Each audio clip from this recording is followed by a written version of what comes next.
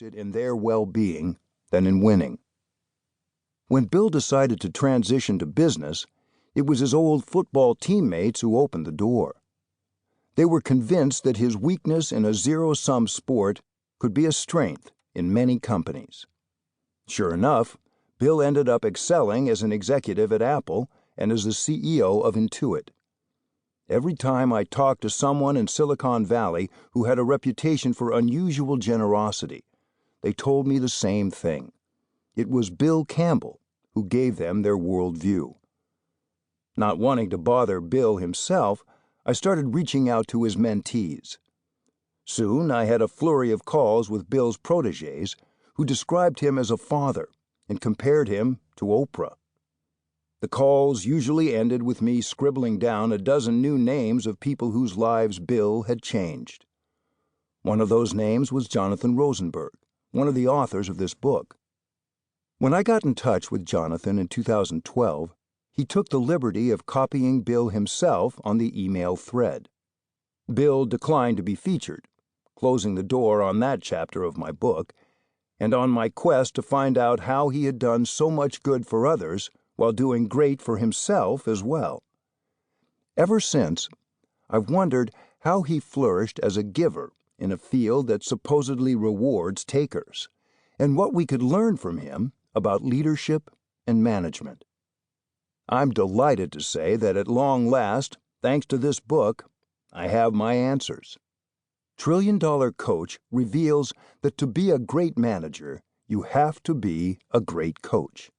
After all, the higher you climb, the more your success depends on making other people successful. By definition, that's what coaches do. For the past 10 years, I've had the privilege of teaching the core teamwork and leadership class at Wharton. The course is based on rigorous research, and I'm struck by how brilliantly Bill Campbell anticipated the evidence. He was living theories in the 1980s that experts didn't even develop, let alone validate, until decades later. I was also taken aback by how many of Bill's insights around managing people and coaching teams are still ripe for systematic study. Bill was ahead of his time. The lessons of his experience are timely in a collaborative world, where the fates of our careers and our companies hinge on the quality of our relationships. But I believe they're also timeless. Bill's approach to coaching would work in any era. Coaching is in vogue. It used to be just athletes and entertainers who had coaches, but now we have leaders taking on executive coaches and employees learning from speaking coaches. The reality, though, is that a formal coach will see only a fraction of the moments where you could benefit from feedback and guidance. It's up to all of us to coach our employees, our colleagues, and even sometimes our bosses. I've come to believe that coaching might be even more essential than mentoring to our careers and our teams.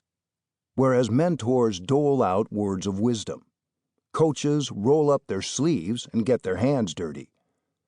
They don't just believe in our potential. They get in the arena to help us realize our potential. They hold up a mirror so we can see our blind spots, and they hold us accountable for working through our sore spots. They take responsibility for making us better, without taking credit for our accomplishments. And I can't think of a better role model for a coach than Bill Campbell. I don't make that statement lightly. I've had the chance to learn up close from some elite coaches, not just in business, but in sports too.